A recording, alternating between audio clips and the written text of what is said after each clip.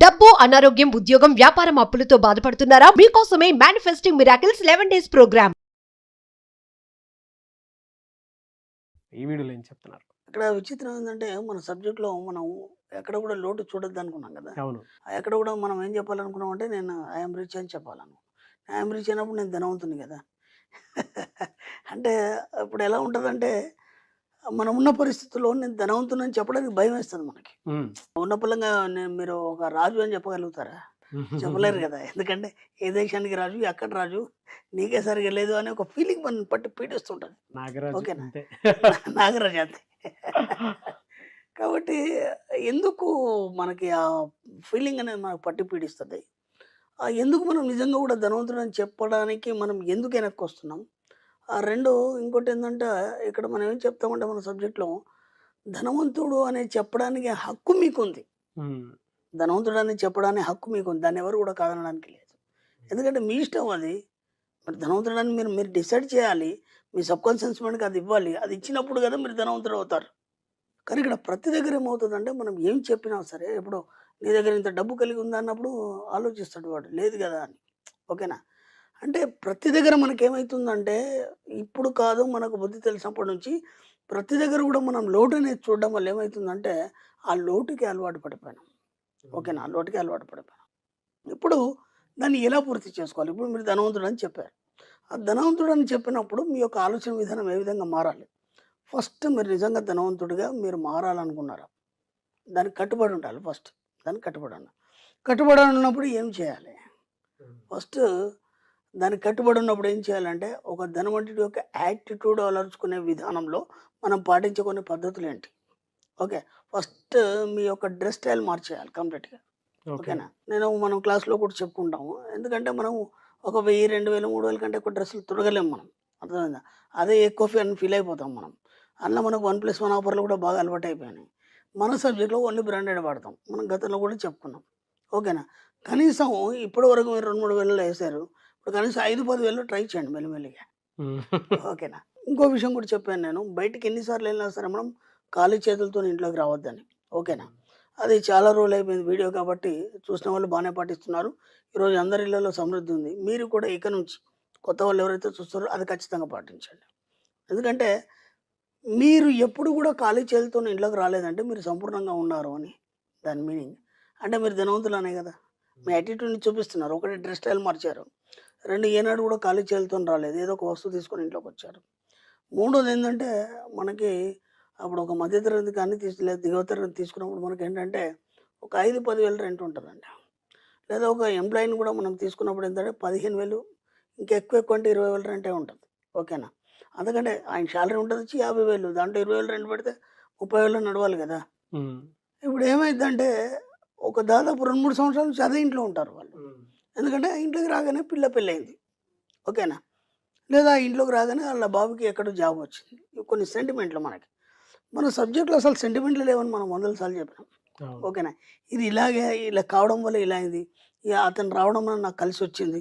లేదంటే ఈమెను చేసుకోవడం వల్ల నాకు ఇలా కలిసొచ్చింది. ఇట్లాంటియన్నీ ముందు మైండ్‌లోకి తీసేయండి. ఎవరి జీవితానికి ఎవరు కర్తలు కారు. ఓకేనా? మీ జీవితానికి మీరే కర్తలు. ఎందుకంటే మీ జీవితాన్ని మీరే రాసుకుంటారు కదా! మన సబ్జెక్ట్‌లో. అంటే అవును. మీ యొక్క ఆలోచన విధానాన్ని బట్టి మీ యొక్క జీవితం ఉంటదని చెప్పుకున్నాం కదా! కాబట్టి ఇప్పుడు ఏం చేస్తారంటే మీ జీవితంలో మార్పు రావడానికి ఇప్పుడు ఏదైతే మనకు ఒక 7,000 10,000 రెంట్‌లో మనం దాంట్లోనే సాధిస్తున్నాం. ఎందుకంటే అది మారితే అంత రెంట్ నేను పెట్టలేను ఒకటి. మళ్ళీ అక్కడెళ్ళిన తర్వాత పరిస్థితులు ఎలా ఉంటాయో తెలీదు. ఇవన్నీ ఫీలింగ్స్‌తోని మనం ఏం చేస్తామంటే ఇదే దీంట్లోనే మనం ఇరుక్కున్నా సరే దాంట్లోనే మనం మెల్లిగా అలాగే సాగదీస్తాం. ఒక 5, 10 ఏండ్లు అలాగే సాగదీస్తాం. ముందేం చేస్తారంటే ఇప్పుడు మీరు కొత్తగా మారాలనుకున్నారు ధనవంతుడిగా. కాబట్టి ఇల్లు కూడా మార్చేయండి. ఇల్లు కూడా ఎంత రిచ్‌గా తీసుకుంటారంటే, మీరు ఇంతకుముందు ఒక 5, 10,000 రెంట్ ఉంటే, ఇవాళ 25,000 రెంట్ తీసుకుంటాం. మరి ఇవన్నిటికి డబ్బులొస్తాయా? వస్తాయి. ఖచ్చితంగా వస్తాయి. ఆలోచన మారుతుందిగా. యెస్. ఆలోచన మారుతుంది గదా! ఇప్పుడు ఏం చేస్తదంటే విశ్వం ఏం చూస్తదంటే, ధనవంతుడని చెప్తున్నాడు. దానికి తగ్గట్టుగా ఉన్నాడా లేడా? ఫస్ట్ పాయింట్ అది ఆలోచిస్తది. లేనప్పుడు ఏం చేస్తదంటే అది కూడా పట్టించుకోదు. ఓకేనా? నువ్వు ధనవంతుడని చెప్తున్నావు. దానికి తగ్గట్టుగా నీ యాటిట్యూడ్ ఒక్కొక్కటి మారినప్పుడు, ఓహో! వీడు దానికి సిద్ధంగా ఉన్నాడు. సిద్ధంగా ఉన్నప్పుడు మనం ఏం చేయాలి? ఏదో రకంగా వీడికి అవకాశాలను కల్పించాలి. ఆ విధంగా ఏమైతుందంటే అప్పుడు మీకేమైతుందంటే దాంతో పాటు ఏం చేయాలి? ఇప్పుడు ఎప్పటినుంచో తాతల నాటి నుంచి ఎక్కడి నుంచో ఉన్నటువంటి ఫర్నిచర్ అలాగే ఉంది. ఓకేనా? దాన్ని మనం సాగదీస్తాం. దాన్ని అటు తీస్తాం, ఇటు తీస్తాం, రిపేర్లు అయితే చేయిస్తాం. ఓకేనా? వీలైనంత మట్టుకి పాత ఫర్నిచర్ తీసేయండి. కొత్త ఫర్నిచర్ ఏసేయండి. ఓకేనా?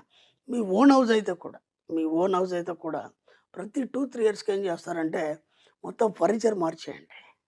ఓకేనా? ఎందుకంటే ఇవన్నీ నా అనుభవంతోని చెప్తున్నాను. చాలామందిని దగ్గరగా చూశాను నేను. చూశాను కాబట్టి చెప్తున్నా. అప్పుడు వాళ్ళ జీవితంలో ఎలా మార్పులొచ్చాయి. ప్రతీది కూడా నేను పరిశోధించిన తర్వాతనే మన వీడియోలో చెప్పడం గానీ, క్లాస్‌లో చెప్పడం గానీ, ఎక్స్‌పీరియన్స్ అయిన తర్వాతే చెప్పడం జరుగుతుంది. అంటే ఈ సబ్జెక్ట్‌లోకి మనం వచ్చిన తర్వాత ఏం చేస్తున్నాం మనం? ప్రతిదాన్ని పరిశీలిస్తున్నాం. ఇది ఎంతవరకు కరెక్టో, కాదో, సరైందా, కాదా? సరైందనుకున్నప్పుడే మనం అందరికి చెప్పడం అనేది జరుగుతుంది. ఓకేనా?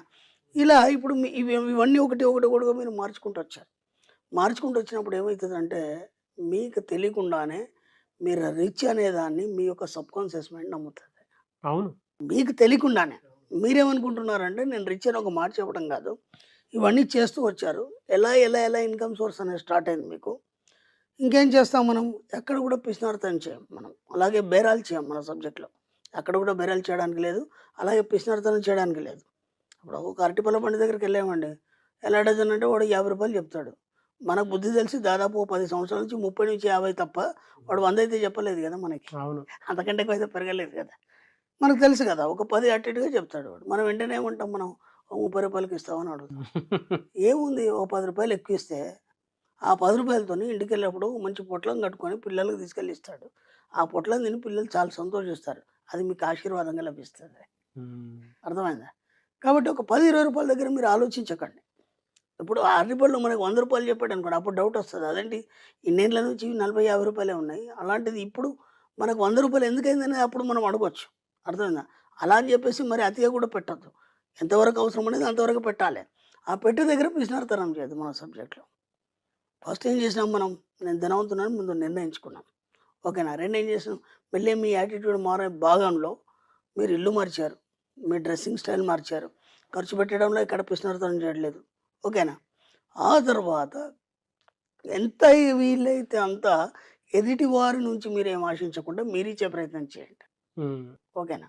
ఇవ్వడం ద్వారా ఏమైతుందంటే విశ్వానికి మీరు తెలియజేస్తున్నారు. నేను ఇచ్చే స్థాయిలో ఉన్నాను. అర్థమైందా? వీలైనంత మీరు ఇచ్చే స్థాయిలో ఉన్నారు.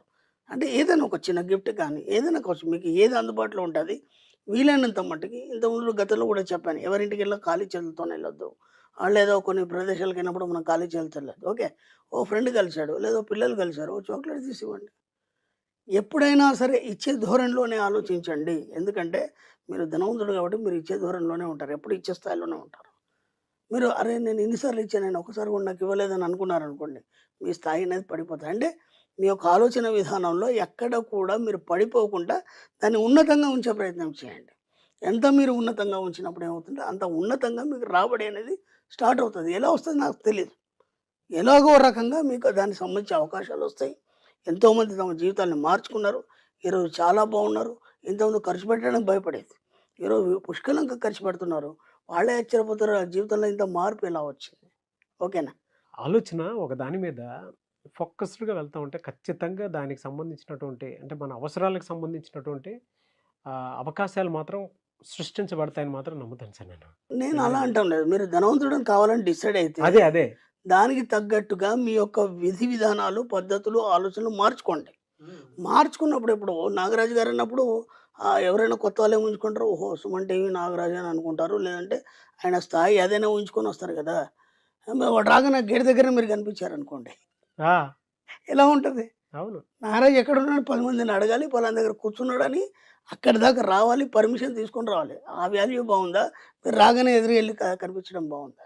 దీని మీ డిమాండ్ దానికే మీ ఉంది. యాటిట్యూడ్ మార్చుకోవాలి అవును. కదా! మీ యాటిట్యూడ్ మారకుండా మీరు అప్పుడు నారాలేనా రండి సార్ అన్నారనుకోండి ఏం బావుంటది. అంటే ముందు ధనవంతుడు అని డిసైడ్ అయినప్పుడు. మీకొక ఇప్పుడు ఒక స్థాయి వచ్చింది. ఒక పదవి వచ్చింది. దానికి తగ్గట్టుగా మీరుండాలి గదా! అవును. మరి ధనవంతుడికి తగ్గట్టు నువ్వు ఉన్నప్పుడు మాత్రమే అవన్నీ నీకు కల్పించబడతాయి. అది నేను చెప్పేది.